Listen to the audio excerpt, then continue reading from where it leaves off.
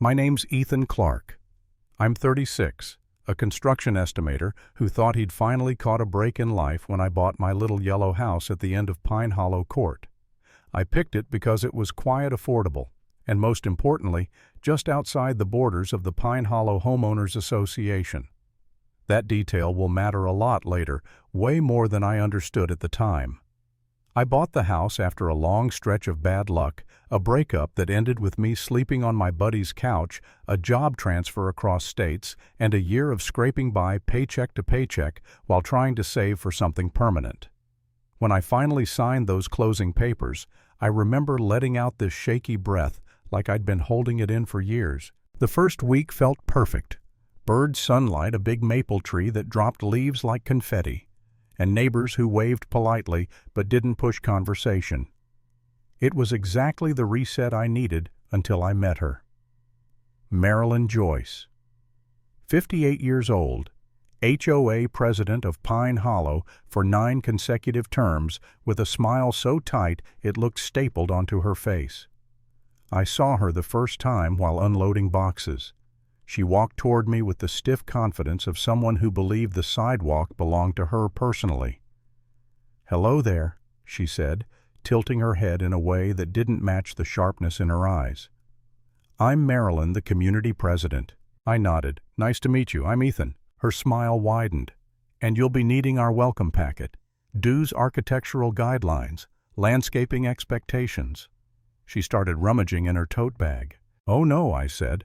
"My property isn't in the HOA. My deed's exempt." Her hand froze mid-search. Her face changed so quickly it was almost funny, like watching a mask slip off. She slowly straightened, lips pressed tight. "You're outside it." "Yep," I said, lifting a box.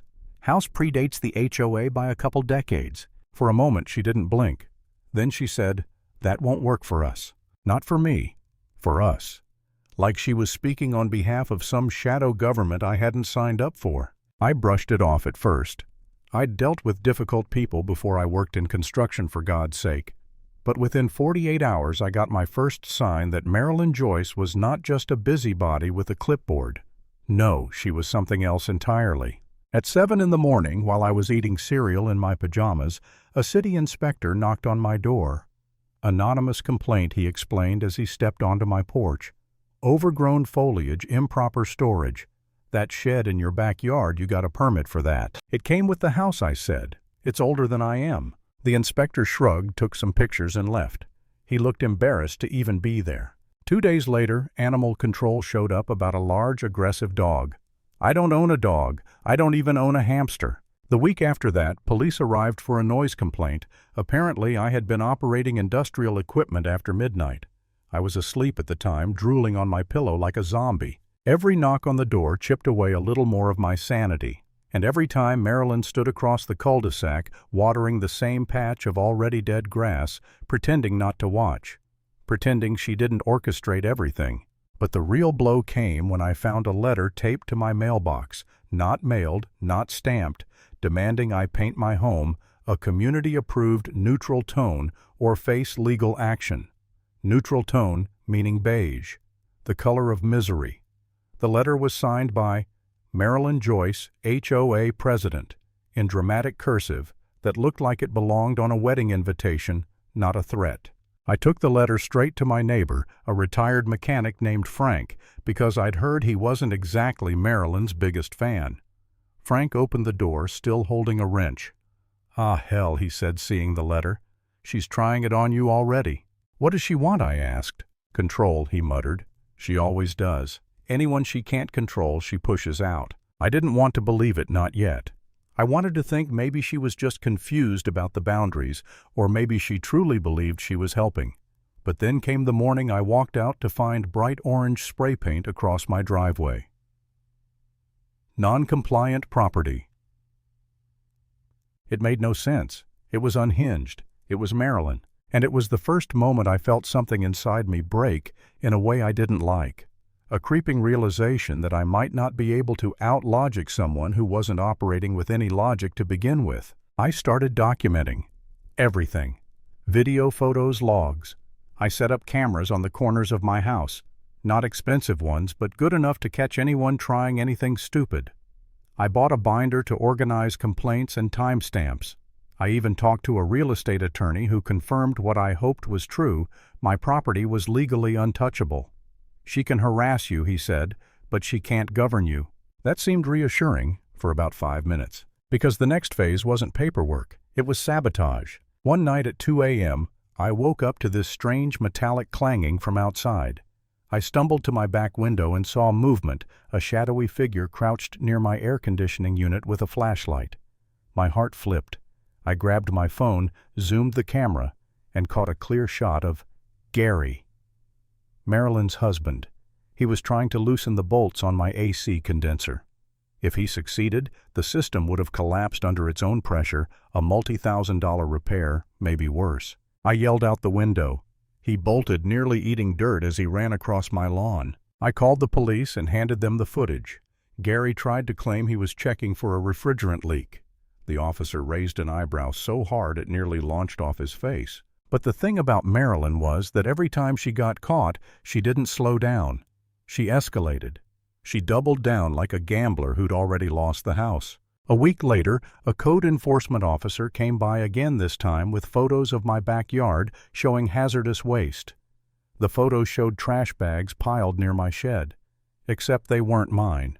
Someone had literally dumped garbage behind my fence, then reported me for it. Another anonymous complaint to my homeowner's insurance. Another to the IRS claiming I ran an unlicensed contracting business out of my home. My internet got cut for 3 days because someone called the provider pretending to be me and requested cancellation. A delivery driver handed me a package addressed to my house that contained nothing but broken light bulbs, returned item. I never bought anything. The worst part wasn't the harassment. It was the constant questioning, the constant mental grinding of, am I making it worse? Should I just move? What did I do to deserve this? One night after city workers showed up to investigate an underground leak, also fake, I sat in my living room with my head in my hands. My phone buzzed with work emails I couldn't focus on. My dinner sat cold on the table. I stared at the wall, wondering if maybe I was overreacting. Maybe I was making myself a target by fighting back.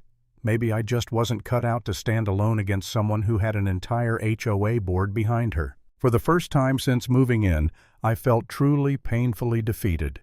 The kind of defeat that makes your chest heavy, your shoulders slump, your breath feel shallow. I remember whispering, maybe she wins. Maybe I should just let her win. But then my camera sent an alert. Motion detected. Backyard. I tapped the feed and froze. It was Marilyn herself this time, creeping across my grass wearing a black hoodie like she thought she was starring in her own spy thriller. She kneeled by my back door, pulled something from her pocket, a small plastic bag, a bag that looked exactly like drug paraphernalia. My blood ran cold. My legs moved before I even thought about it. I got to the window and zoomed in, and there it was, Marilyn planting the evidence like she was pressing a seed into soil. Something in me snapped, not in a rage way, in a clarity way. A cold, sharp, laser-focused click of realization. I wasn't wrong. I wasn't imagining things, and I wasn't crazy for fighting this. She was. She was every bad thing Frank had warned me about. She was every reason I needed to stand up again. I called the police immediately, stayed inside, and handed them the footage the moment they arrived. They collected the bag, photographed everything, and the officer said, "This isn't harassment anymore. This is criminal." But Marilyn still didn't know what was coming, because the more she pushed, the more I dug. And one afternoon at the county records office, I found something that explained everything: a redevelopment plan. A massive commercial proposal that required every property in Pine Hollow Court, including mine, to be part of a unified HOA jurisdiction. Marilyn wasn't just being petty. She wasn't just a control freak. She was trying to force me into submission so the HOA could vote unanimously and sell the entire court to a commercial developer. A deal worth millions.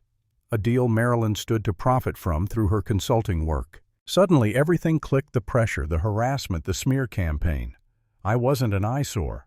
I was an obstacle. I built an evidence binder thicker than a phone book. Timelines, screenshots, video stills, email logs, every bogus complaint, every trespass. I contacted an attorney who specialized in civil harassment and municipal corruption. I reached out to neighbors quietly, carefully, and learned that 5 families had been bullied out by Marilyn before I arrived. Gary had been seen lurking in yards before. Anonymous complaints always matched Marilyn's writing style. Everything was falling into place. And then came the night of the Pine Hollow public hearing, the perfect place to end everything. The community center was packed. Folding chairs squeaked. The air was thick with stale coffee and tension. Marilyn sat in the front row with her clipboard, wearing a lavender suit, like she was about to host a garden brunch instead of defend a criminal conspiracy. When the moderator called for public comment, I stood up. My knees shook a little, but my voice didn't. I walked to the podium carrying a laptop and a stack of documents. Marilyn's eyes narrowed. Her hand tightened around her clipboard. I plugged into the projector and hit play.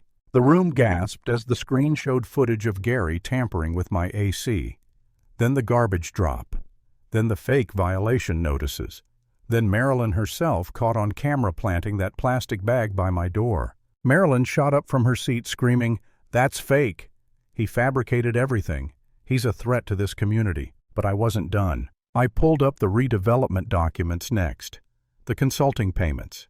The internal emails where she discussed removing resistance. The projected profits she personally stood to gain. People in the crowd started murmuring, buzzing, shifting in their seats like a storm was rolling through the room. Then I played the audio recording I'd captured by accident Marilyn on a phone call with someone saying, "We only need one more holdout. He'll break soon. They always break." Her voice echoed through the room like a confession. And that's when the police chief, who had been quietly sitting in the back, stood up. He walked to the front, looked at Marilyn, and said, "Mrs. Joyce, you are under arrest." She backed away, shaking her head, yelling about conspiracies and hackers and deepfakes. Officers moved toward her. She threw her clipboard, which hit the floor with a clatter. Her lavender suit looked suddenly too bright, too desperate, too exposed.